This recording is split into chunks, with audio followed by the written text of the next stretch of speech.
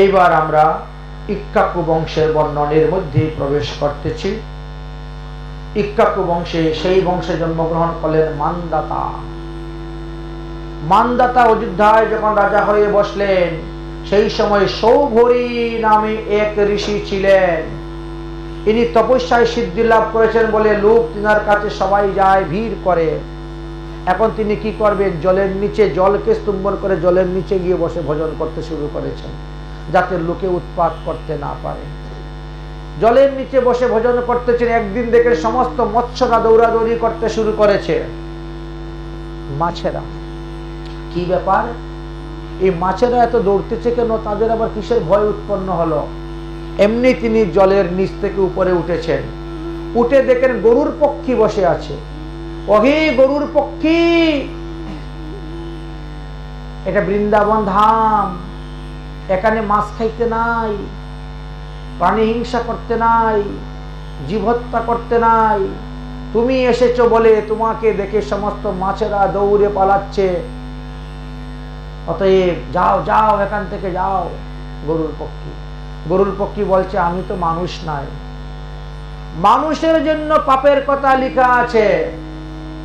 মানুষ যদি মৎস্য খায়, মানুষ যদি জীব হিংসা করে, প্রাণী হত্যা করে, তাহলে তার পাপ হবে। আমি তো পক্ষী, আমার আহারই হলো সাপ ধরে খাওয়া, যুগ ধরে খাওয়া, পুক ধরে খাওয়া, মাছ ধরে খাওয়া। এই জন্য আমার এতে পাপ হবে না, পাপ হবে বাকি অন্যান্য সব মানুষের। এই যে মানুষ যদি মাছ মেরে খায় তার পাপ, আমার পাপ হবে না। আমার প্রচন্ড ক্ষুধা লেগেছে, এবার আমি খাবো, খবরদার খাবো। এটা বৃন্দাবন ধাম, এখানে কোনো জীব হিংসা করা যাবে না। আমি তোমাকে অভিসম্পাদ দিচ্ছি, আর যদি কোনোদিন তুমি বৃন্দাবনে আসো তোমার মৃত্যু হইবে। গরুর পাখি তখন উড়ে পলায়। গরুর পাখি বৃন্দাবনে যায় না, বৃন্দাবনে গেলেই তার মৃত্যু। আচ্ছা, কথাটা সত্যি কথা বললো না? উচিত কথাই তো বললো, তাই না? কিন্তু কিছু কিছু জায়গা আছে অপ্রিয় সত্য মা বদের, যেটা সত্য কথা অথচ সেটা অপ্রিয়, শুনতে খারাপ লাগে, সেটা বলতে নাই। আমরা বড় ফুটানি করি, আমি তো সত্যি কথাই বলেছি। আরে বাবা, কখনো কখনো আছে সত্যি কথা বললে পাপ হবে, নরকে যেতে হবে। আর কখনো কখনো আছে মিথ্যা কথা বলে পুণ্য হবে, বৈকুণ্ঠে চলে যাবেন। জানেন, স্থান কাল পাত্র দেখে সত্যি কথা বলতে হয়, মিথ্যা কথা বলতে হয়। শাস্ত্রে কথা বলছেন, আমরা বলি কি সত্যি কথাই তো বলেছি। আর সত্যি বললে কি হলো? তোমার সত্যি কথায় যদি একজনের প্রাণ যায়, তাহলে সেখানে আপনার পাপ উৎপন্ন হবে। আর তোমার মিথ্যা কথা বলা যদি কারো প্রাণ বাঁচে, ওখানে আপনার পুণ্য হয়ে যাবে। এই তো শাস্ত্রের বিধান দিয়েছে। তুমি গরুরের বিচার করতে গেলে, এই কারণে গরুর পক্ষীর চরণে হয়ে গেল তিনার অপরাধ। দেখেছেন অপরাধটা কোথা থেকে আসে, কোথায় হয়? নিজের বাহাদুরি দেখাইতে গিয়ে গরুরকে তুমি অভিসম্পাদ দিলে, আমি মাছ খাই না, তুমিও মাছ খাইও না, তাই না? দিলে, কিন্তু সে তো পক্ষী আর আমি তো মানুষ, পার্থক্য তো দুইটা। অপরাধ হয়ে গেল গরুরে চলে। গরুর কি সাধারণ মানুষ নাকি? গরুর সাধারণ পক্ষী নাকি? ভগবান বিষ্ণুকে যে পিঠের মধ্যে বহন করে নিয়ে যায়, যে ভগবানকে নিয়ে ঘুরে বেড়াচ্ছে, আর তার দোষ গুণ বিচার করতে যাচ্ছি আমি সাধারণ মানুষ হয়ে গেল অপরাধ। শাস্ত্রে কি বলছে? বৈষ্ণবের নিকট যদি হয় ক্ষুদ্র অপরাধ, মহামহা ভজনেতে পড়ে যাবে বাদ। সৌবরী ঋষি কত বড় ভজনশীল মহাত্মা, জলকে স্তম্ভন করে জলের নিচে বসে ভজন করতেছেন। কিন্তু গরুরের কাছে, গরুরের মতন একজন মহাত্মার কাছে তার অপরাধ হলো। আর অপরাধের ফলে তারপরে কি হলো? সাধারণ মৎস্যের মিলন দেখে তিনার দেহের মধ্যে কাম উত্তেজিত হয়ে গেল। আমি তো এই সুখ লাভ করি নাই, দেখি তো বিবাহ করে সংসার সুখটা কেমন। যাদেরই অপরাধ হবে তারাই ভজনচ্যুত হয়, তারা ভজন থেকে পতন হয়ে যায়। হয়ে গেল পতন, পতন হয়ে গেল। তিনি উঠলেন, উঠে তিনি আসলেন, এসে উপস্থিত হয়েছেন। মানদাতা, মানদাতা মহারাজ, আমি বিবাহ করতে চাই, আমার কাছে মেয়ে বিয়ে দিন। মানদাতার 50টা মেয়ে ছিল। মানদাতা চিন্তা করলো এই বৃদ্ধ সাধুর কাছে কোন মেয়েকে বিবাহ দিয়ে তার দুঃখ ডেকে আনবো। মানদাতা বলছেন, মহারাজ আমরা হলাম ক্ষত্রিয়, আমাদের স্বয়ম্বর সভা, আপনি ভিতরে যান, যদি কোনো মেয়ে পছন্দ করে আপনার গলায় মালা দেয় আপনি নিয়ে যাবেন, কিন্তু না হলে আপনি অভিসম্পাদ দিবেন না। তিনি তখন তপস্যার দ্বারা একেবারে রাজকুমারের রূপ ধারণ করলেন, আর 50টা মেয়েকে তিনি বিয়ে করে নিলেন। পছন্দ হয়ে গেল, 50টা মেয়েকে বিবাহ করে নিয়ে গেলেন, 50টা ঘর তৈরি করে তাদেরকে রাখলেন, আর এক একটি কন্যার গর্ভে 100টা করে পুত্র সন্তান জন্ম দিলেন। এইভাবে সৌবরী ঋষির 5000 পুত্র সন্তান হয়েছিল। তথাপিও তিনি কাম থেকে নিবৃত্ত হতে পারলেন না। তাহলে মৎস্যরাজের ক্ষণকাল সংসর্গ দর্শন করিয়া যার এইরকম পতন হয়েছে, আর তাহলে চিন্তা করতে পারছেন। এই জন্যই বলছেন যে মহতের নিকটে কোনো অপরাধ যাতে না হয় সেই দিকে আমাদেরকে লক্ষ্য রেখে চলতে হবে। যে যা করছে তার ফল তো তাকেই ভোগ করতে হবে।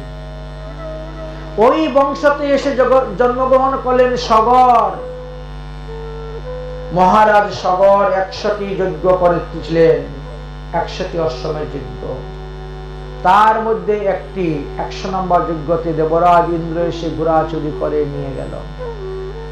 সেই ঘোড়াকে খোঁজ করার জন্য সগরের 60,000 পুত্রগণ গেলেন।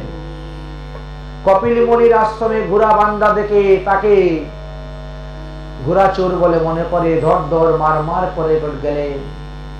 কপিল দেব যখন ক্রোধানলে দৃষ্টি খুললেন তখন তারা ভস্মীভূত হয়ে গেলেন। সংবাদ পাওয়া যাচ্ছে না। সগর রাজার আরো একটি পুত্র ছিল, যার নাম ছিল অসমঞ্জস। সেই অসমঞ্জস সেই পুত্রের নাম ছিল অংশুমান। অংশুমানকে বললেন, যাও তোমার কাকারা কোথায় আছে খুঁজে বের করে নিয়ে আসো। খুঁজতে যখন গেলেন তখন গিয়ে কপিল মুনির আশ্রমে পেলেন। চরণে পড়ে ক্ষমা ভিক্ষা চাইলেন, বললেন যে আমার কাকাদেরকে উদ্ধার করে দেন। বলে, তোমার কাকাকে উদ্ধার করতে গঙ্গা আনতে হবে। ব্রহ্মার কমণ্ডলুতে গঙ্গা আছে, সেখান থেকে গঙ্গা নিয়ে আসলে তবেই হবে। কিন্তু সগর মহারাজ তপস্যা করতে গিয়ে মারা গেলেন, গঙ্গা আনতে পারলেন না। অসমঞ্জস তপস্যা করলেন, গঙ্গা আনতে পারলেন না। অংশুমান তপস্যা করলেন, গঙ্গা আনতে পারলেন না। অংশুমানের পুত্র ছিল দিলীপ, সে তপস্যা করলো, গঙ্গা আনতে পারল না। আর দিলীপের পুত্র হলেন ভগীরথ, তিনি বৈশ্য তপস্যা করে এই গঙ্গাকে এনেছিলেন। গঙ্গাকে এনেছিলেন এবং সগরে 60,000 পুত্রকে উদ্ধার করেছিলেন। সেই বংশতে জন্মগ্রহণ করেছিলেন শশক রাজা। এই শশক রাজা পরবর্তী সময়ে কলমশপদ রাজা নামে তিনি পরিচিত হয়েছিলেন এবং সেই বংশে জন্মগ্রহণ করলেন রঘু। রঘুর পুত্র হলো অজয়, অজয়ের পুত্র হলেন দশরথ, আর দশরথের পুত্র হলেন ভগবান রামচন্দ্র। বলো রামচন্দ্র ভগবান কি। শ্রী রামচন্দ্র কৃপালু ভজ মন হরয় ভব ভয় দারুণম নব কাজ্জলোচন কুঞ্জ মুখ কর ভুঞ্জ পদ কুঞ্জ অরুণাম কন্দর্প অগণিত অমিত ছবি নব নীল নিরুদ সুন্দরম পিঠবেত মানুষ তরিত রুচি শুচি নৌমোচন কসু তাম্বরম ভজ দীন বন্ধু দীনেশ দানব দৈত্য বংশনী স্কন্দনম রঘুনয়ানন্দ কৌশল চন্দ্র উদর অঙ্গন ভূষণাম শিরমকুট তিলক চারুয়ো দারয় অঙ্গ ভূষণাম আজানু ভুজ সর চাপধর করদি কর দোষ রাধনাম ইতি বদতি তুলসীদাস শঙ্কর মুনি শেষ রঞ্জনাম মম হৃদয়ে কর সুবাসরীশ কামাদি কলদল গুঞ্জনাম কামাদি কলদল গুঞ্জনাম। বলো সিয়াপতি ভগবান রামচন্দ্র কি।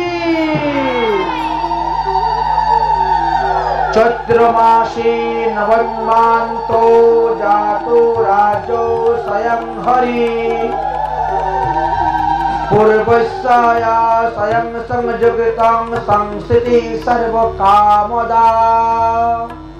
চৈত্র মাসের শুক্লপক্ষের নবমীতে ভগবান রামচন্দ্র অবতীর্ণ হয়েছিলেন। পুষ্য নক্ষত্র ছিল মধ্যাহ্ন সময়ে। এই জন্য সেই তিথিটা থেকে আমাদেরকে পালন করতে হয়, রামনবমী ব্রত পালন করিতে হয়। ভগবান শশীকলার ন্যায় দিন দিন বড় হতে শুরু করলেন। জানা যায় যে ভগবান রামচন্দ্র 11 মাস 24 দিন মাতৃগর্ভে ছিলেন, তারপরে তিনি ভূমিষ্ঠ হয়েছিলেন। রাম লক্ষ্মণ ভরত শত্রুঘ্ন শশীকলার ন্যায় বড় হতে শুরু হলেন। তারপরে তাদেরকে উপনয়ন সংস্কার আদি করালেন এবং গুরুগৃহে পাঠালেন। গুরুগৃহ থেকে বিদ্যা শিক্ষা লাভ করে যখন ফিরে আসলেন তখন ভগবান রামচন্দ্রের বয়স 15 বৎসর হয়ে গেছে।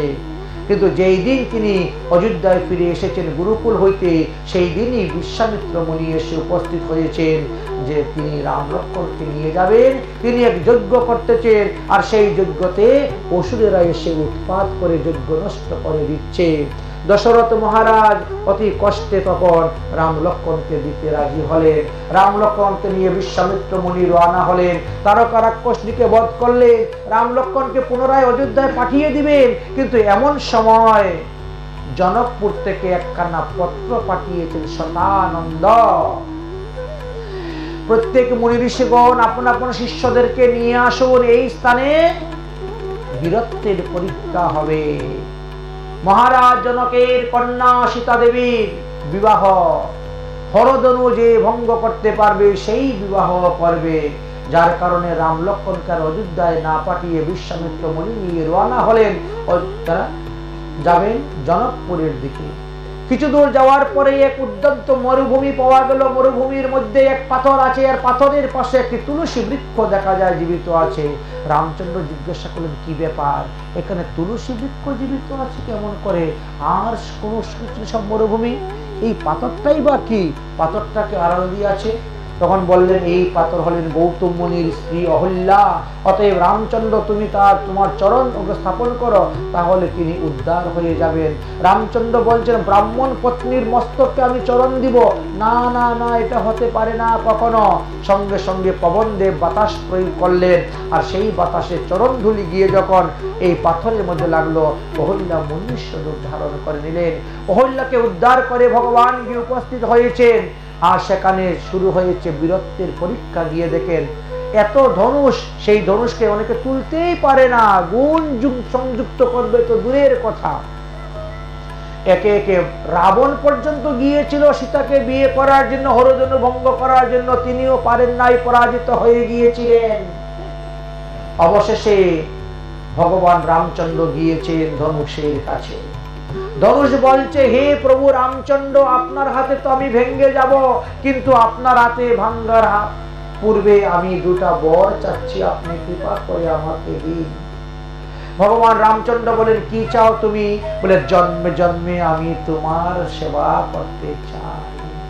ঠিক আছে, এই জন্মে আমি তোমাকে ধনুষ রূপে হাতে নিয়ে অসুরদেরকে বধ করব। আগামী কৃষ্ণ অবতারে আমি তোমাকে বাসী রূপে ধারণ করব, আর তারপরে কলিযুগে গৌরাঙ্গ মহাপ্রভু যখন আমি যাব তখন তোমাকে বাঁশের দণ্ড রূপে ধারণ করব।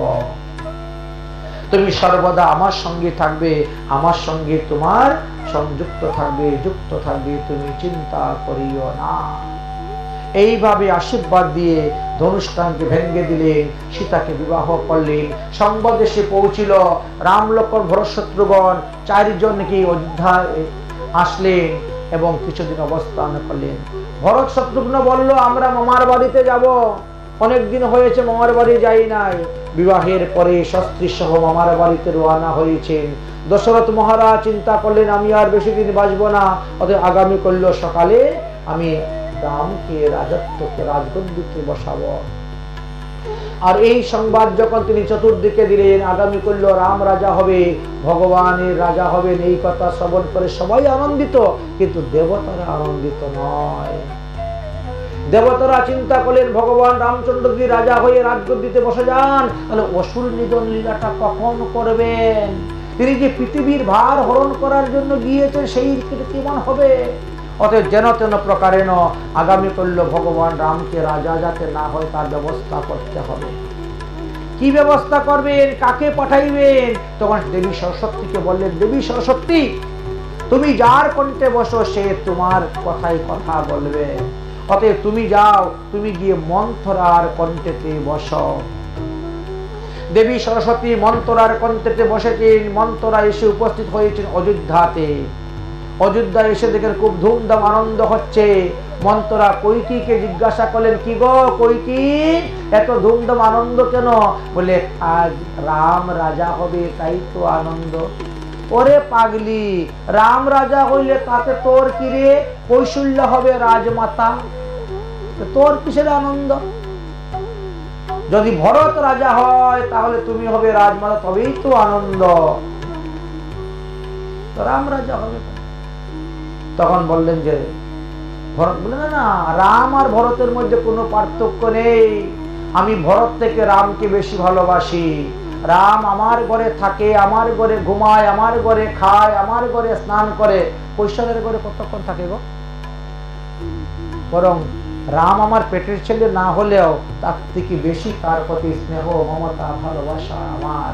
অতএব আমার ভরত রাজ্য বসার দরকার নেই, কারণ একটা নিয়ম আছে, বড় ছেলে রাজা হবে। অতএব রামকে আমি রাজগদ্দিতে বসাবো। আরম্ভ করলেন কূটনীতি বুদ্ধি দিতে। বারবার স্পর্শ করছেন আর বলতেছেন, দেখ তোর এখনো সময় আছে, তুই ইচ্ছা করলে কিন্তু ভরতকে রাজা করতে পারিস। কেমন করে করবো? তুই কি ভুলে গেছিস দশরথ যতবার যুদ্ধ করতে গিয়েছেন ততবার তুমি গিয়েছো তার সারথি হয়ে, রথ চালিয়েছিলে। দুইবার দুই যুদ্ধে দশরথ মহারাজ পরাজিত হয়েছেন, তুমি তাকে রক্ষা করে প্রাণ বাঁচিয়ে নিয়ে এসেছো। দশরথ মহারাজ বলছেন তোমাকে বর দিবেন, দুটা বর তার কাছে তোমার প্রাপ্য আছে। এক বরে ভরতের দেহ সিংহাসন, অন্য বরে রামচন্দ্র পাঠাও কানন, তাহলে তো তোমার রাস্তা পরিষ্কার হয়ে গেল, তুমি হলে রাজমাতা। না, আমি এটা করতে পারবো না, রাম এবং ভরত আমার থেকে ভিন্ন নয়, আমি এই কাজ করতে পারবো না। মানলেন না। সরস্বতী দেবী পর্যন্ত ফেল হয়ে গেলেন। মন্থরার কণ্ঠে বসে কথা বলাইয়াও তিনি কৈকেয়ীর মনের ভাবটাকে পরিবর্তন করতে পারলেন না। ভগবান রামচন্দ্র বড় চিন্তার মধ্যে পড়ে গেছেন, হায় হায় হায়, কালকে সকালে যদি আমি রাজা হয়ে বসি তাহলে কি উপায় আছে, কি করা যাবে? তাই সরযূ নদীর তীরে গিয়ে বসে কান্না করতেছেন ভগবান রামচন্দ্র। হায় বিধি, হে বিধাতা, আমি যে কাজ করার জন্য আসলাম সেই কাজ হলো না, এখন দিয়ে কাজ বিপরীত হয়ে যাচ্ছে, পিতার আদেশ তো অমান্য করতে পারি না। এদিকে কৈকেয়ী, মা কৈকেয়ী গিয়েছেন রামের ঘরে, রাত বাজে 12টা। রামের ঘরে গিয়ে দেখেন রাম নেই, বিছনায়। পাগলিনী হয়ে গেছে, আরে আমার রাম কোথায় গেল? রাম কালকে রাজা হবে আর আজকে এখনো ঘুমে নেই, বিছনায় নেই। এতটা ভালোবাসতেন রামকে। খুঁজতে খুঁজতে খুঁজতে খুঁজতে সরযূ নদীর তীরে গিয়েছেন। আর সরযূ নদীর তীরে গিয়ে দেখেন রাম হেট মাথা করে কাঁদতেছে। হে পুত্র, তুমি কালকে রাজা হবে আর আজকে তুমি কাঁদতেছো কেন? তোমার দুঃখের কারণ কি? কেন তোমার দুঃখ? ওমা, আমি রাজা হলে হব, আমার বদলা ভরতকে রাজগদ্দিতে বসাবো, আমাকে বনে যেতে হবে, অনেক মুনি ঋষিদেরকে কল্যাণ করতে হবে, অনেক অসুরদেরকে বধ করে পৃথিবীবার হরণ করতে হবে। অতএব রাজগদ্দিতে বসলে আমার যেন তেন প্রকারেণ আমাকে বাইরে যেতে। তো আমি কি করতে পারি বলো বাবা, তোমার জন্য আমি কি উপকার করতে পারি? মা, তুমি যদি আমার উপকার করতে যাও তাহলে ভরত তোমাকে কোনোদিন মা বলে ডাকবে না। এই পৃথিবীতে কেউ কখনো কারো মেয়ের নাম কইকেয়ী রাখবে না। না ডাকো, ভরত আমাকে মা বলে নাই ডাকো, তুই তো আমাকে মা বলি ডাকবি। তোর সুখের জন্য আমি সমস্ত সুখ জলাঞ্জলি দিতে পারি, বল তোর সুখের জন্য আমি কাল কি করব? ভগবান রামচন্দ্র বললেন, তাহলে ভরতকে সিংহাসন দেন আর আমাকে বনে পাঠাইবার ব্যবস্থা করুন না।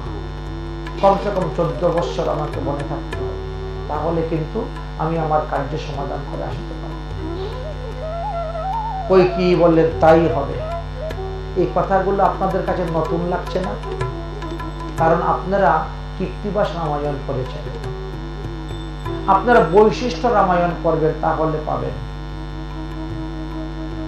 বৈশিষ্ট্য রামায়ণ। এই তো এসে গেলেন, এসে বললেন, মহারাজ দশরথ, আপনার কাছে আমার 2টা বর ছিল, সেই 2টা বর দিন। এখন কি বর? এক বরে ভরতের দেব সিংহাসন, অন্য বরে রামচন্দ্র পাঠাও কেন? এইবার তো দশরথের কোনো সর্বনাশ, এটা হয়। ভরতকে সিংহাসন দিতে আমার আপত্তি নাই, কিন্তু রামকে বনে পাঠাতে পারবো না, পাঠাতেই হবে। ধরে বলছেন জিদ। ভগবান রামচন্দ্র এসেছেন, বাবা আমরা না রঘুকুল, রঘুকুলের নীতি হলো প্রাণ যায় বচন নাহি যায়। অতএব কথা যখন দিয়েছ তুমি বর দিবে, তাহলে তোমারই বাক্য পালনের জন্য আমি বনে যাব। তাই পিতৃসত্য পালনের জন্য ভগবান রামচন্দ্র বনে যাওয়ার জন্য তৈরি হয়ে গেলেন। লক্ষ্মণ বলছে আমিও যাব, সীতা বলছেন আমিও যাব, তাদেরকে বারবার নিষেধ করছেন, কিন্তু তারা মানছে না, আমরা যাব। চললেন রাম লক্ষ্মণ সীতা। বনবাস তো রামের, কিন্তু তারা 2জন সঙ্গে গেলেন। সুমন্তকে বললেন, সুমন্ত যাও, রথ চালিয়ে যাও। সুমন্ত রথ চালিয়ে নিয়ে গিয়ে অযোধ্যার শেষ সীমানা পর্যন্ত গেলেন। গিয়ে সুমন্তকে ভগবান রামচন্দ্র বলছেন, এবার তুমি ফিরে যাও রাজ্যে, আমরা চলে যাচ্ছি সামনে গুহক রাজা চণ্ডালের রাজ্য। ভগবান গুহক চণ্ডালের রাজ্যে গেলেন, এক রাত্রি সেখানে বাস করলেন। সেখান থেকে নদী পার হলেন, আর নদী পার হয়ে তিনি ঘোর জঙ্গলে চলে গেলেন। অযোধ্যায় এসে সংবাদ দিলেন, ভগবান রামচন্দ্র নদী পার হয়ে চলে গিয়েছে। দশরথ পুত্র শোকে মারা গেলেন। 4 পুত্রের পিতা হওয়া সত্ত্বেও মৃত্যুর সময়ে তিনার দাহ কার্য করবে, তিনার মুখে আগুন দিবে, কোনো পুত্র নাই কাছে। চিন্তা করছেন কপাল কাকে বলে? এবার কি করা যায়? তাহলে বড় শত্রুগণকে আনতে হবে। বড় শত্রুগণের মামার বাড়ি কোথায় ছিল? সেই পাকিস্তান। এবার পাকিস্তানে তখনকার তো রেলগাড়ি নেই, ঘোড়ার গাড়ি, গরুর গাড়ি, ঘোড়ার গাড়ি করে পাঠাও তাদেরকে আনার জন্য। কিন্তু পাঠাইবেন যে তাদেরকে আনতে, তারা যদি শুনতে পায় বাবা মারা গিয়েছে আর ভাই 14 বছর জন্য বনবাসে গিয়েছে, ওরা কে বাড়ি ফিরবে? এর আগে রাস্তায় তো মরে যাবে। তাদের তো প্রাণ হলো রাম। তাহলে কি করা যায়? বশিষ্ঠ মুনি বললেন, এমন 5 জন বুদ্ধিমান লোককে পাঠাও যে তারা ভুলেও কখনো বলবে না যে দশরথ মারা গেছে আর রামচন্দ্র বনে গেছে। তাদের চোখে এক ফোঁটা নয়ন জল আসবে না, দুঃখ বিরহ আসবে না, আনন্দ উৎসব ফুর্তি করবে না। গিয়ে বলবে দশরথ মহারাজের শরীরটা একটু খারাপ, বুঝলেন? অপ্রিয় সত্য মা বদের। আমাদের মধ্যে কিছু আছে, আমি তো সত্যি কথাই বলছি না, সব সময় সর্বদা সত্যি কথা বলা যাবে না সব স্থানে। গিয়ে বলবেন দশরথ মহারাজের শরীরটা একটু খারাপ, এই জন্য দশরথ মহারাজ কোষাগার থেকে সোনা রূপা টাকা পয়সা হীরা মণি মুক্তা বস্ত্র দিয়ে পাঠিয়েছেন। এইগুলা রাস্তায় রাস্তায় গরিব দুঃখীদেরকে দান করো। গরিব দুঃখীদেরকে দান করো। দান করলে কি হয়? দানেতে দুর্গতি খণ্ডে। দান করলে পরে আপনার দুঃখ নাশ হইবে, দুর্গতি খণ্ডিবে। দানেতে দুর্গতি খণ্ডে, নামে খণ্ডে পাপ, সদ্গুরুর উপদেশে খণ্ডে জীবের কুস্বভাব। এখন আপনারা বলতে পারেন দশরথ মারা গিয়েছে আর এখান থেকে নিয়ে জিনিস দান করতেছে, অসুস্থের মধ্যে দান করতেছে কেমন করে, তাই না?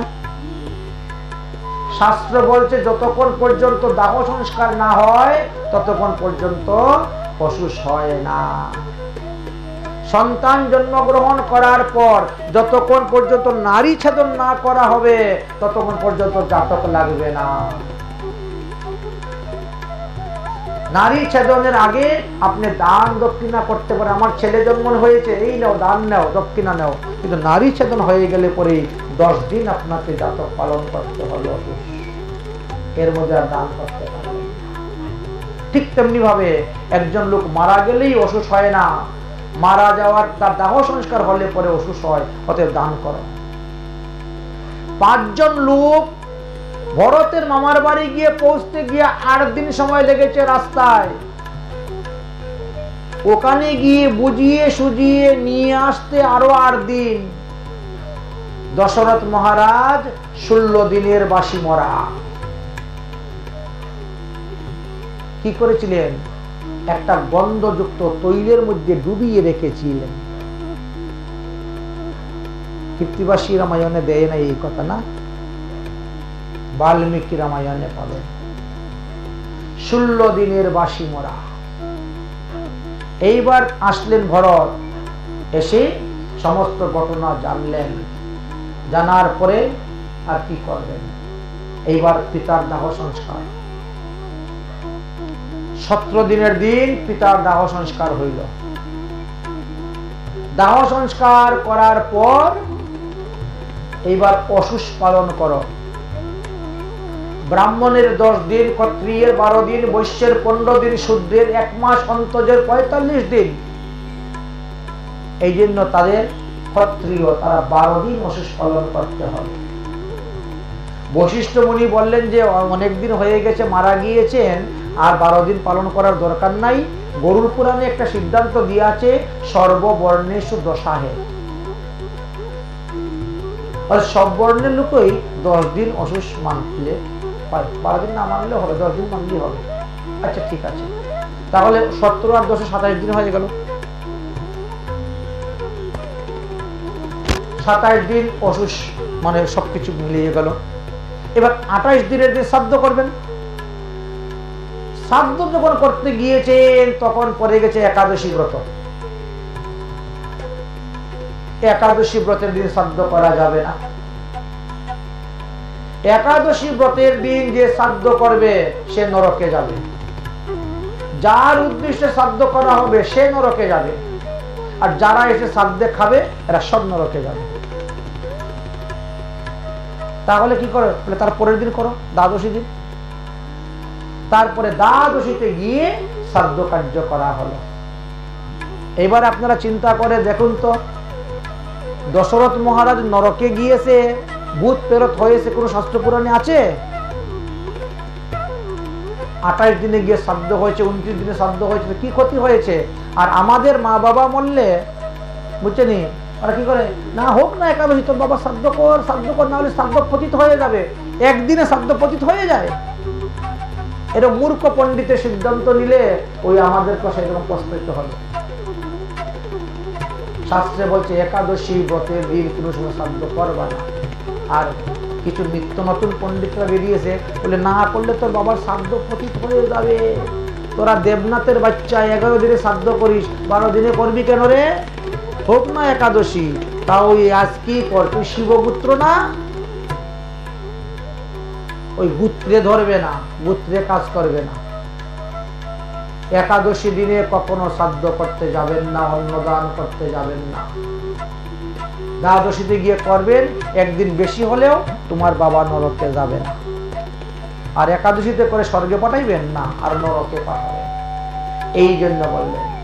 যাই হোক, ভরত আসলেন, তিনি বললেন যে তাহলে আগে দাদার সঙ্গে দেখা করি।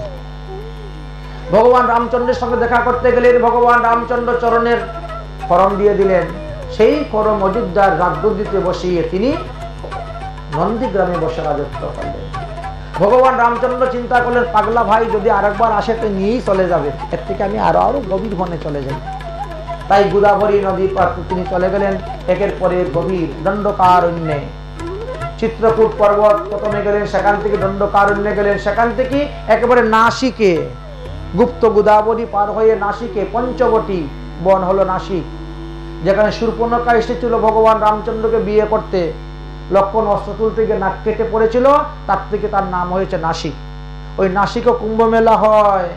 এইবার যেমন ইলাহাবাদে হচ্ছে কুম্ভ মেলা, তীর্থরাজ প্রয়াগে, ওই নাসিকেও কুম্ভ মেলা হয় 12 বৎসর পর পর। ওই নাসিকেই শূর্পণখার নাক কেটে পড়েছিল। শূর্পণখা গিয়ে খরদূষণকে বললেন, খরদূষণ আসলো 27 অক্ষয়িনী সৈন্য নিয়ে এসে যুদ্ধ করলো, সবাই মারা গেল। তখন গিয়ে রাবণের কাছে সংবাদ পৌঁছলো। রাবণ তখন মারিচকে বললেন, মৃগরূপ ধারণ করে যাও, আর আমি সীতাকে হরণ করে নিয়ে আসব। ভগবান রামচন্দ্র জানেন যে সীতাকে হরণ করার জন্য রাবণ আসবে, তাই ভগবান রাতের অন্ধকারে তিনি কি করলেন, তিনি ডাকলেন ব্রহ্মাকে, বললেন, অগ্নিদেব তুমি এই আমার স্ত্রী সীতাকে তোমার কাছে রাখো, আর নকল সীতা আমাকে তৈরি করে দাও। নকল সীতা ছিলেন বেদবতী, ব্রহ্মার কন্যা। এই বেদবতীকে নকল সীতা রূপে তৈরি করে দিয়ে দিয়েছিলেন। আর সেই নকল সীতাই পরের দিন রাবণাস্ত্র চুরি করতে রাবণ চুরি করে নিয়ে গেল। সাধু বেশে পরে নিয়েছে, রাবণ চুরি করে নিয়ে গেল। সীতাকে খোঁজ করার জন্য রওনা হলেন। সীতা সীতা বলে ডাকতে শুরু করলেন।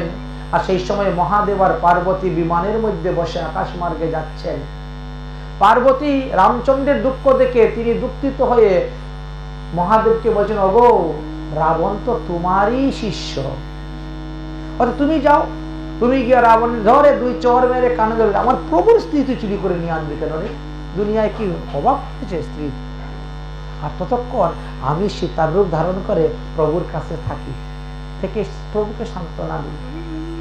আচ্ছা, যেটা ভালো মনে করো তাই করো। সীতার রূপ ধারণ করে পার্বতী, হাতের মধ্যে ফুলের সাজিয়ে নিয়ে গিয়ে উপস্থিত। এই তো আমি তো এখানেই আছি, ফুল তুলতেছি, তা তুমি এত চেঁচাচেঁচি করছো কেন? ভগবান রামচন্দ্র তো দেখে চিনে ফেলেছেন। একই জগদম্বা মা উমা, তুমি কেন সীতার রূপ ধারণ করে এসেছো গো আমার কাছে?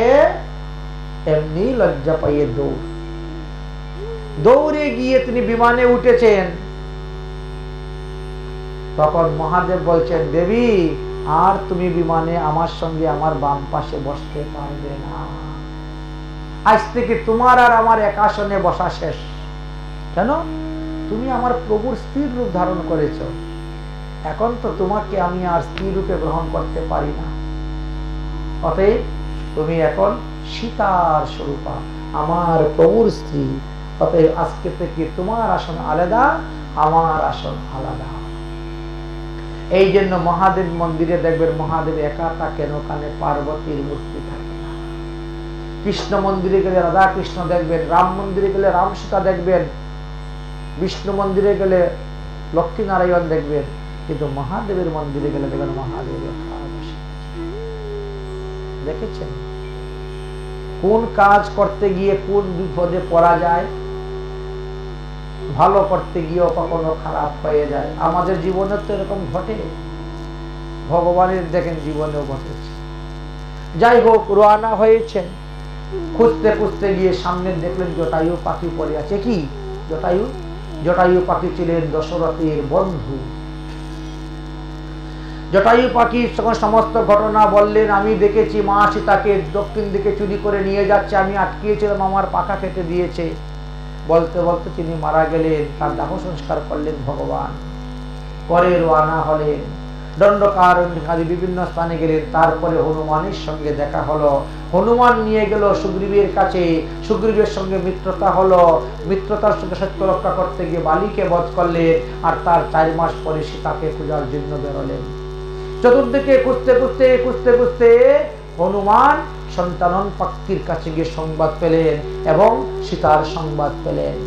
সীতার সংবাদ পেয়ে তিনি তখন আকাশে ভর করে রওনা হলেন, লঙ্কায় গিয়ে উপস্থিত হলেন। লঙ্কায় গিয়ে মা সীতা দেবীর সঙ্গে সাক্ষাৎ করলেন, দেখা করলেন। মা সীতা দেবী তিনাকে অঙ্গুষ্ঠে আংটি দিলেন পরিচয় রূপে। যাই হোক, এইবার কি হয়েছে, হনুমানের ক্ষুধা লেগেছে, ভাবলো যে তাহলে একটু খাওয়া দাওয়া করে নেই। কিন্তু রাত্রিবেলা গাছ থেকে ফল খেতে নাই, তাহলে গাছ ধরে একটু ঝাড়া দিতে হবে। গাছ ধরে ঝাড়া দিলে ফল পড়বে, তারপরে খাবো।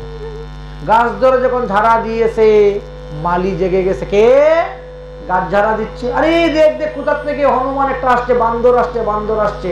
ধর ধর মার মার করে গিয়েছে, শুরু হয়ে গেছে যুদ্ধ। বহু সৈন্য মেরে দিয়েছে। এই সৈন্য মারার কারণে রাবণের আরো ক্রোধ উঠে গেল। তিনি মেঘনাথ পাঠালেন, বড় বড় বীর সৈন্যদেরকে পাঠালেন, যাও। ওরা গেল, গিয়ে যুদ্ধ করলো, আর তিনাকে বন্দী করে নিয়ে আসলো। হনুমানকে যখন বন্দী করে নিয়ে আসছে, তখন হনুমান কি করছেন, লেজটা ধরে বাতাস করতেছে। বলছেন মুখের মধ্যে নিচ্ছেন, আদর করছেন। তখন তারা মনে করছে, মনে হয় হনুমানের লেজ মনে হয় সব থেকে প্রিয়, আদরের বস্তু। কাজ করো, এর লেজের মধ্যে আগুন লাগিয়ে দাও। লেজের মধ্যে আগুন লাগিয়ে দাও বলে সিদ্ধান্ত নেওয়া হলো। এবার কাপড় নিয়ে আসছেন, ঘি নিয়ে আসছেন, ঘি দিয়ে কাপড় দিয়ে লেজ পেঁচিয়ে ওর লেজ একটু লম্বা করে দেয়, আর একটু কাপড় আনো, আর একটু লম্বা লেজ করে দেয়। সবাই বলে দেখো কিরকম বোকা। আরে বাবা, যতটুকু লেজ বাড়াবে ততই তো লেজ পুড়বে, কম থাকলেই তো ভালো ছিল। বুঝে না কিচ্ছু, কিন্তু লেজ বাড়াচ্ছি। লঙ্কার রাবণ বলছেন, প্রত্যেকের ঘর থেকে ঘি নিয়ে আসো, প্রত্যেকের ঘর থেকে কাপড় নিয়ে আসো, দেখি তো এ কত লম্বা লেজ করতে পারে। সবার ঘর থেকে কাপড় আসছে, সবার ঘর থেকে ঘি এসেছে, আর ঘি মাখিয়ে কাপড় মাখিয়ে লেজের মধ্যে সবাই বেঁধে দিয়েছে। দিয়ে তো আগুন লাগিয়ে দিয়েছেন। হনুমান চিন্তা করলো, সবাই যখন আমার লেজে আগুন লাগাইবার জন্য দক্ষিণা দিল, চান্দা দিল, তাদেরকে তো প্রসাদ দিতে হবে। এই জন্য সবার ঘরে গিয়ে গিয়ে আগুন লাগিয়ে দিচ্ছে। সবার ঘরে দরজার চোখ উপরে বসছে আর আগুন লাগাচ্ছে। কি আমার ঘরে আগুন কেন? তুমি যে দক্ষিণা দিলে প্রসাদ দিব না? ওই কাপড় আর ঘি যে দিয়েছিলে আমার লেজের মধ্যে বাঁধার জন্য, তো প্রসাদ নিব না এখন? এই নো প্রসাদ দিয়ে আগুন লাগিয়ে দিয়ে চলে আসে। এই করতে করতে সমস্ত লঙ্কাকে পুড়ে ছাই করলেন, কিন্তু বিভীষণের ভর উনি করলেন না। কারণ বিভীষণের চান্দা দেই নাই, অর্থাৎ কাপড়ও দেয় নাই, ঘিও দেয় নাই। এই জন্য চান্দা দিতেও কিন্তু সাবধান, বুঝে শুনে চান্দা দিবেন। যেখানে সেখানে চান্দা দিতে যাবেন না, বুঝছেন নি? ওই যে কালী পূজা হয় না, ক্লাবের ছেলেপেলেরা করে, দেখবেন আপনার কাছে জোর জবরদস্তি চান্দা নিয়ে যাবে। মায়ের পূজায় ক টাকা লাগে, মদ আর বমি তো চলে যায় সব। তো সেই পাপের ফলটা তো আমাদেরই ভোগ করতে হবে। আমার পয়সা কি মার সেবায় লাগলো না এদের মদে লাগলো না? এই জন্য বলছে, দাতব্যইতে ইয়াদ দানং দিয়তে অনুপকারিণী দেশে কালে চ পাত্রে চ তদ্দানং সাত্বিক স্মৃতম। দান করতে হয়, সাত্বিক দান করবেন। যেখানে ভগবানের সেবায় লাগবে সেখানে প্রাণ ঢেলে দান করবেন। বৈষ্ণব সেবায় লাগবে, ভগবানের সেবায় লাগবে, সেখানে গিয়ে দান করবেন। যেখানে দানের টাকা মদে যাবে, বমে যাবে, প্যান্ডেলে যাবে, সেখানে কি লাভ হবে আপনার? এই জন্য বলছেন বিভীষণ বেঁচে গেলেন। যাই হোক, হনুমান সংবাদে নিয়ে আসলেন, সমুদ্র বন্ধন হইল, লঙ্কায় গেলেন, রাম রাবণের যুদ্ধ হইল। সেই যুদ্ধতে রাবণের 1 লক্ষ পুত্র, 1.25 লক্ষ রাতি মারা গেল, বংশে কেউ রইল না প্রদীপ। এখন কি করলেন? সীতাকে অগ্নি পরীক্ষা করলেন, করে আসল সীতা তিনি নিয়ে নিলেন, আর নকল সীতা অগ্নিদেবীর কাছে দিয়ে দিলেন। এইবার বিভীষণকে রাজগদ্দিতে বসাইলেন, আর বসিয়ে একদম শূন্য মার্গে সেখান থেকে অযোধ্যায় ফিরে চলে আসলেন। ভগবান রামচন্দ্র 14 বছর পূর্ণ হয়ে গেল, অযোধ্যায় এসে উপস্থিত হয়েছেন। অযোধ্যায় এসে যখন উপস্থিত হয়েছেন, তখন সীতা দেবীর গর্ভ ছিল 5 মাসের। আর এই জন্য প্রজারা সব সন্দেহ করতেছে সীতা কলঙ্কিনী, সীতা অসতী, সীতা রাবণের গৃহে ছিল আর 5 মাসের গর্ভবতী। প্রজাদের মন রক্ষা করতে গিয়ে ভগবান রামচন্দ্র তখন বললেন, ভাই লক্ষ্মণ, যাও তোমার বৌদিকে বনবাসে দিয়ে আসো। লক্ষ্মণ বলছে, চলো চলো বৌদি, চলো উঠো, চলো। কিন্তু লক্ষ্মণ বলে নাই, কেন বৌদিকে বনবাসে দিব? কি দোষ করেছে বৌদি? আমরা কিন্তু বড় ভাইয়ের মুখের উপর তর্ক করি, আমরা বাবার মুখের উপর তর্ক করি, আমরা মায়ের মুখের উপর তর্ক করি, কিন্তু আগের দিনে এরা কখনো তর্ক করতেন না। বড় ভাই গুরু সমতুল্য, তিনি যেটা বলছেন, যেটা ভালো বলছেন সেটাই। আমার কর্তব্য হলো তিনার আদেশ পালন করা, বুঝছেন নি? বড় ভাইয়ের বউ মায়ের সমতুল্য, মাতৃ সমতুল্য, বড় ভাই পিতৃ সমতুল্য। এই জন্য আদেশ করছেন, আদেশ পালন করব, তর্ক করতে যাব না, তিনার আদেশের বিচার করতে যাব না। এইরকম ছিলেন আগে। নিয়ে বনবাসে নিয়ে দিয়ে আসলেন কোথায়? বাল্মীক মন্দির আশ্রমে। সেইখানে লবকুশ জন্ম নিল। লবকুশকে অস্ত্রবিদ্যা শিক্ষা দিলেন বাল্মীক মুনি। এবার ভগবান রামচন্দ্রের প্রায় 11,000 বৎসর হয়ে গেছে রাজত্ব। ভগবান রামচন্দ্র 11,000 বছর রাজত্ব করেছিলেন। এবার অশ্বমেধ যজ্ঞ করবেন সংকল্প হলো। ঘোড়া চাললেন, সেই ঘোড়া লবকুশ ধরল, ঘোড়াকে আনতে গিয়ে যুদ্ধ হলো। সেই যুদ্ধেতে হনুমান বন্দী হলেন। হনুমানকে যখন ধরে নিয়ে সীতার কাছে গেলেন, সীতা থেকে সমস্ত বিবরণ জানলেন। সেখান থেকে রাম লক্ষ্মণ ভরতশত্রুগণকে পুনরায় প্রাণদান দেওয়া হলো, নিদ্রা থেকে ভঙ্গ করা হলো, জম্বুক বাণ থেকে রক্ষা করা হলো। সেখানে পিতা পুত্রের মিলন হলো। সীতাকে আবার তিনি অগ্নি পরীক্ষা করে তিনি আনতে চাইলেন। সীতা তখন পাতালে প্রবেশ করলেন। সীতাকে ধরতে গেলেন, আর সীতা তখন ওই মাথার চুলটাই রয়ে গেল। সীতা সেই চুল থেকে উৎপত্তি হলো দুব্বার। এই জন্য দুব্বা অত্যন্ত পবিত্র বস্তু, ভগবত সেবায় লাগে। सिया राम तुम्हारी चरणन में प्यार किसी का हो जाए, दो चारों की तो बात नहीं, संसार उसी का हो जाए। सिया राम तुम्हारी चरणन में प्यार किसी का हो जाए। सबरी ने कहा वेद परे गणिका कब यज्ञ करती थी, जिसमें छल देश के लेश नहीं, भगवान उसी का हो जाए। सिया राम तुम्हारी चरणन में प्यार किसी का हो जाए। प्रहलाद तो छोटा बालक था, पर प्यार किया परमेश्वर को, संसार को ऊपर किया लेना देना, एक बार प्रभु का हो जाए। सिया राम तुम्हारी चरणन में प्यार किसी का हो जाए। रावण ने प्रभु से बैर किया, अब तक भी चिता जलाती है, वन भक्त विभीषण ज्वर परा घर द्वार उसी का हो जाए। सिया राम तुम्हारी चरणन में प्यार किसी का हो जाए। माया की दीवानी सिखिलो ये, प्रेम दीवानी मीरा से, जो प्यार करे सी मोहन से, बेरा पर उसी का हो जाए। सिया राम तुम्हारी चरणन में प्यार किसी का हो जाए। बोलो सिया बोलो रामचंद्र भगवान की। রামচন্দ্রের বংশধর লবকুশ হলেন এবং লবকুশ থেকে অনেক বংশধরগণ আসলেন। ভগবান রামচন্দ্র 11,000 বছর রাজত্ব আর 13,000 বছর পত্রী অগ্নিহোত্র ভাবে অবস্থান ছিলেন। এইভাবে 24,000 বছর তিনি অবস্থান করেছিলেন, কিন্তু একটা দাড়ি মুছতে আর উঠে নাই।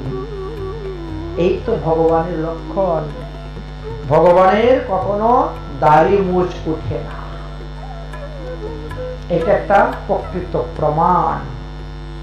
যাই হোক, এইভাবে সূর্যবংশের শেষ রাজা অনেক ছিলেন মরু। সেই মরু রাজা কালাগ্রামে বসে ভজন করতেছেন। এই কলিযুগ শেষ হওয়ার পরে যখন সত্যযুগ আরম্ভ হবে, আর তখন তিনি পুনরায় আবার বসবেন। এতক্ষণ আমরা সূর্য বংশের কথা আলোচনা করেছি। এবার আমরা চন্দ্র বংশতে প্রবেশ করব, কারণ চন্দ্র বংশে ভগবান রামচন্দ্রের আবির্ভাব, এই কৃষ্ণচন্দ্রের।